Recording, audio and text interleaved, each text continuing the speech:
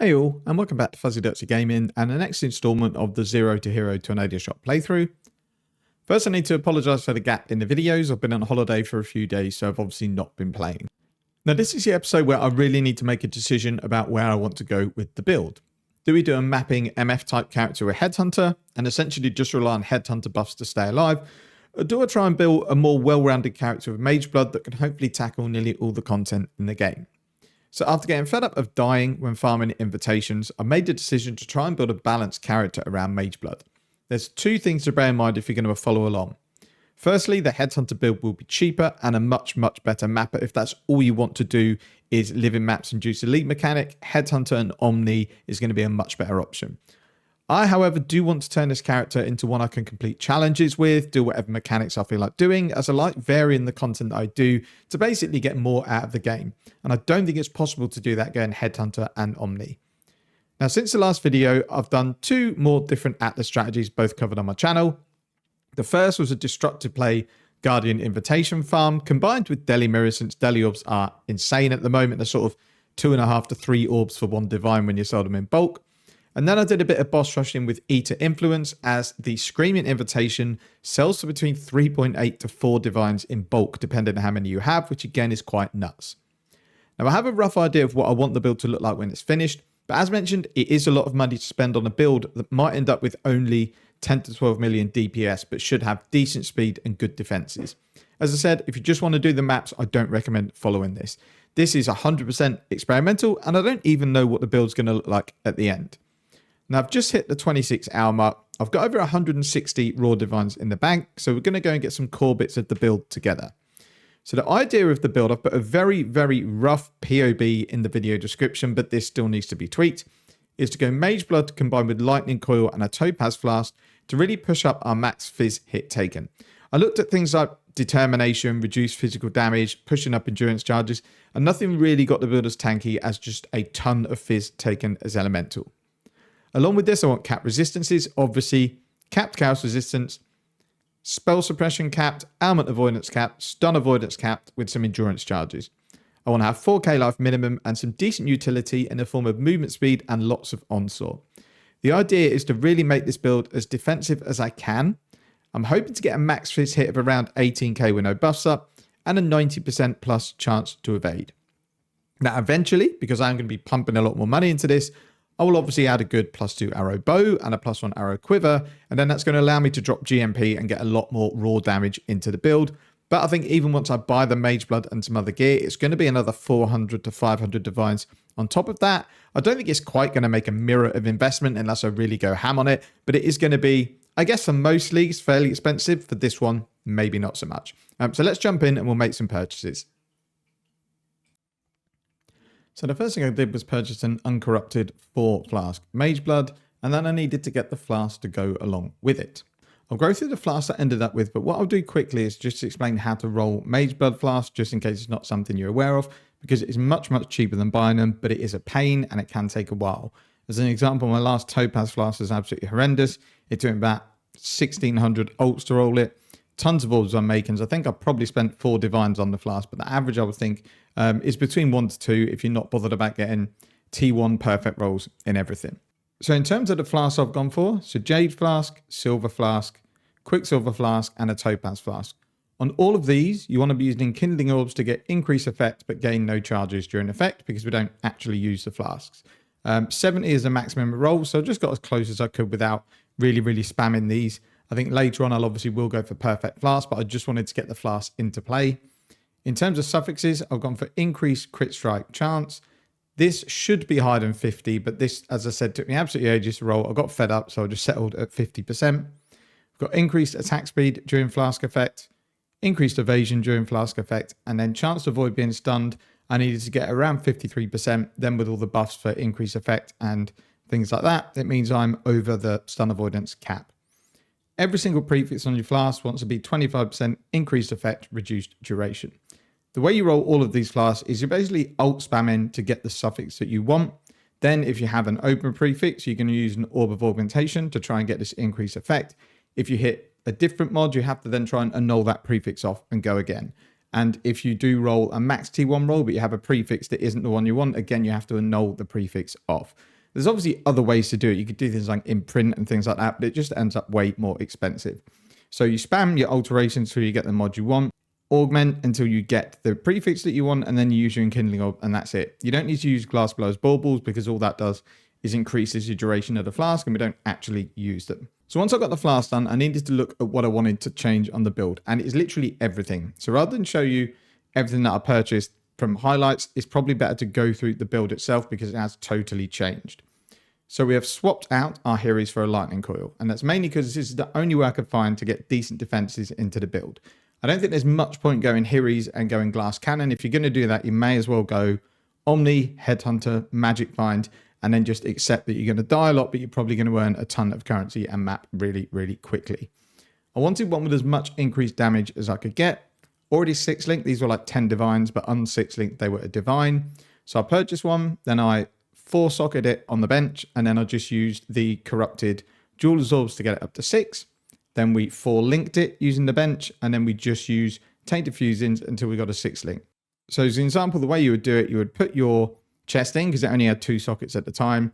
You would go 4 sockets, which costs you 10 vials and 10 jewelers, and then you'd use a corrupted Jeweler's Orb, Tainted Jeweler's Orb, to try and go to 5 and 6. Every time it drops below 4, you bench it back with 10 and 10 because it's the cheapest way of doing it. And it's the same way you would fuse it. So you would firstly go to the fuse-ins, and you would go to linked sockets. You would 4-link the sockets, which is only 5 fuse-ins and 5 vial orbs, and then you'd use your tainted fuse-in. Again, when it goes down to 3, you just bench it back to 4 until you get to 6. And I think it ended up costing me about 3 divines over buying it, which, as I say, was 10 divines on trade at the time. It is much, much cheaper to craft or roll this item yourself. So along with that, the gloves I've kept, I've just made them better.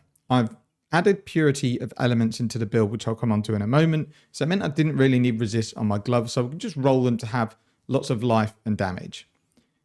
In terms of the boots, we've dropped our ailment immune boots because I mentioned we're adding purity of elements in. And I've just got a fairly cheap pair of Ralakesh boots. I think these were less than a divine, which is an implicit of max life. And then I didn't really care about the other rolls too much. In terms of the quiver and the bow, I'll come on to them in a moment because they're the last thing that I upgraded, and realistically they should have been the first because I was rocking like a 3 divine bow and it was pretty bad.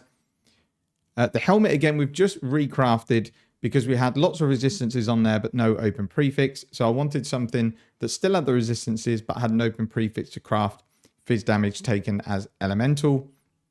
My implicit at the moment is fizz taken as fire. I will change it to be lightning when I get some more orbs because of my topaz flask. The more lightning damage I can take, the better. The amulet, all we've done is anointed sovereignty because I've dropped some of the mana nodes on the tree. Sovereignty just means I don't need to worry about getting enlightened and things like that, and I can run my auras nice and comfortably.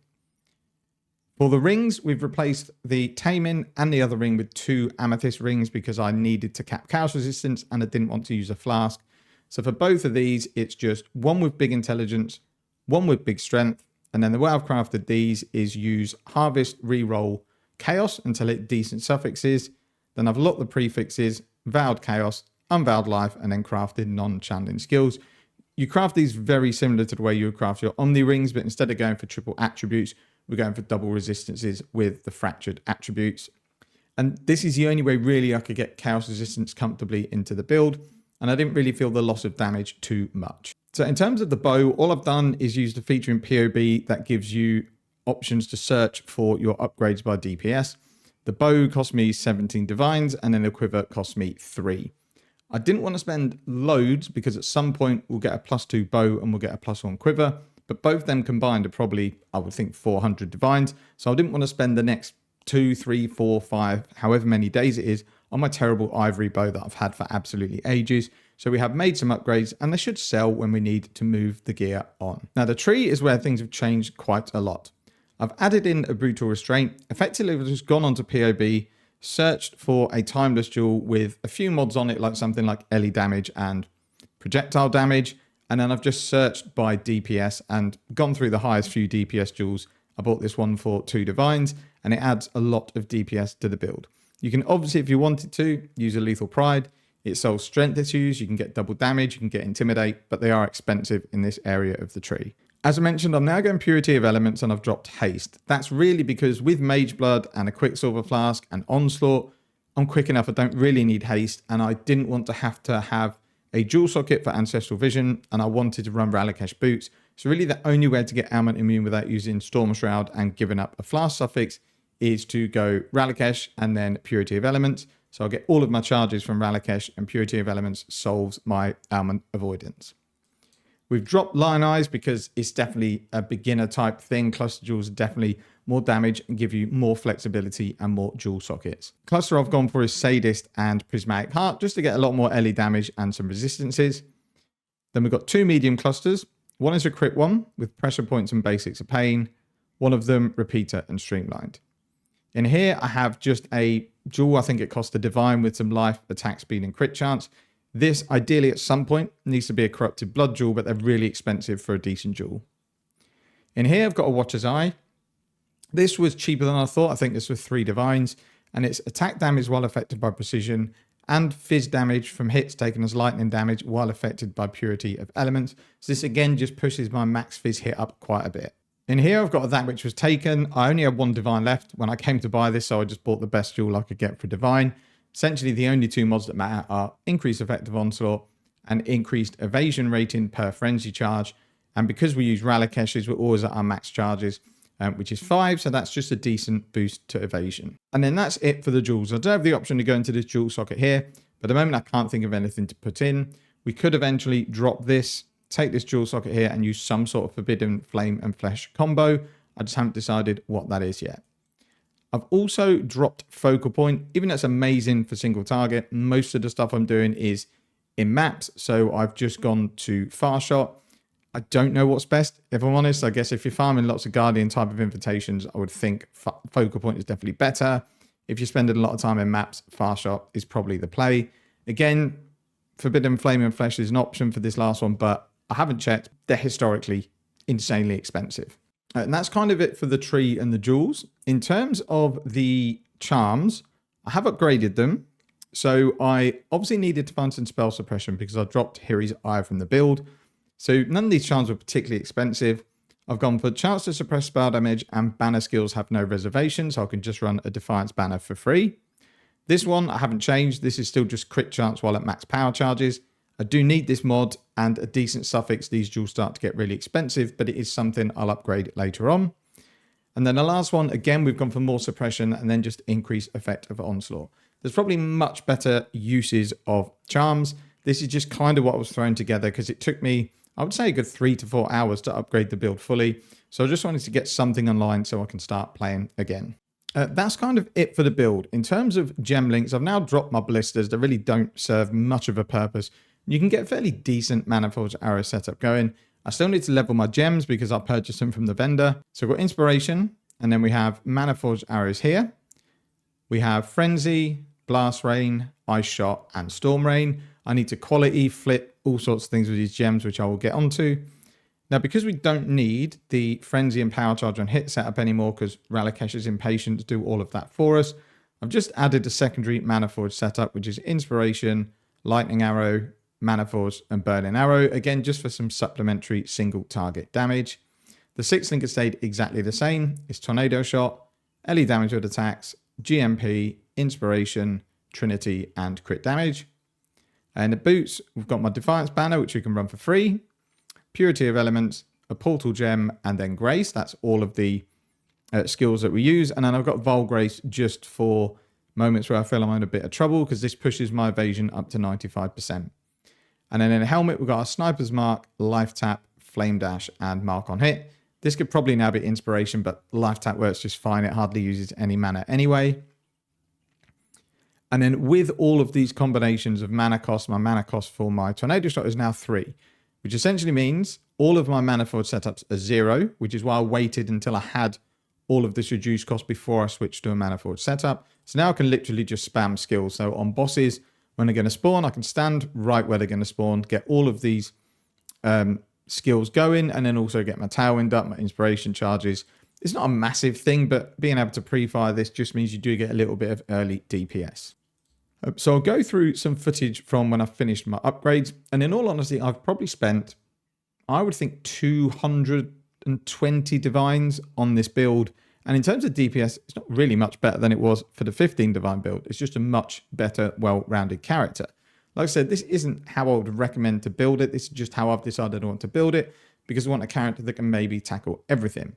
Now I've got it set up this way. I can definitely do harder content. I can do pretty much most things that I want to do. So that means if I decide I want to juice things with, compasses, sextants, scarabs to earn some more currency, I can do that. So what we'll do is just go through the POB so I can show you the stats. There's a few bits I still need to add in. Like ideally, I'd like to fit in a steel skin so that I could just get some more defenses. It is obviously going to be sometimes up, sometimes not. But when it is up, it does give a big chunk of defenses.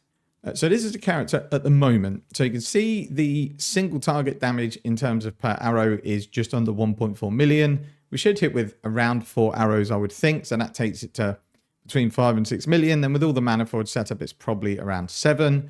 This will double pretty much when we get our +2 and +1 arrows, because we can drop GMP and bring in a damage gem. So I think that the end DPS, again, nothing amazing, should be about 15 million, but we're fairly tanky. So we can see here, this is our health pool all of the time. This isn't with any situational buffs because we're using a Mageblood and Ralakesh's Impatience. So we've got a decent fizz hit of 16,000. Ellie hits of around 20k. Obviously a bigger lightning hit because of the flask. So the Topaz flask, let's say it's got 2 uses really. One, to counteract the fact that lightning coil has minus lightning resistance. Secondly, because we're sending lots of damage to lightning, it means that our fizz hit taken is much bigger. So if we were to add a steel skin in, for example, and find the extra 5 strength to use it, then it puts our max fizz hit at 24k when that's up. But I haven't really noticed any problems in most encounters. Now, obviously, this is not amazingly tanky. You're not going to go and tank Shaper Slams, but it is a Deadeye. It's very hard to get tanky. We could obviously do things like, if we can get our Corrupted Blood, we can add in a Progenesis Flask.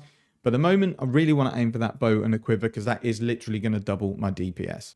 And then in terms of calculations, we can just go in and see that we are avoiding all of the ailments. And then, as I said, we're also stun avoid capped, which is really nice. Got movement speed of just under 200%. We can get that a bit higher if we can get some more increased onslaught effect. And then evade chance of 90%, which is really nice. However, I think that is probably using Vile Grace. It is. So let's put Grace back in. Yeah, so we've got an evade chance of 85%. Again, I can push this higher. It's probably going to be done with maybe a more expensive Watcher's Eye. So we drop the precision damage and try and get something like evade with Grace and lightning damage with Purity of Elements. That's going to push me up to about 92% chance to evade. Means I then don't need Vile Grace, and I can maybe put in something like Vile Haste. And this is kind of where the build is at the moment. I try to avoid using lots of complicated tech that's very hard to get right and needs lots of moving parts.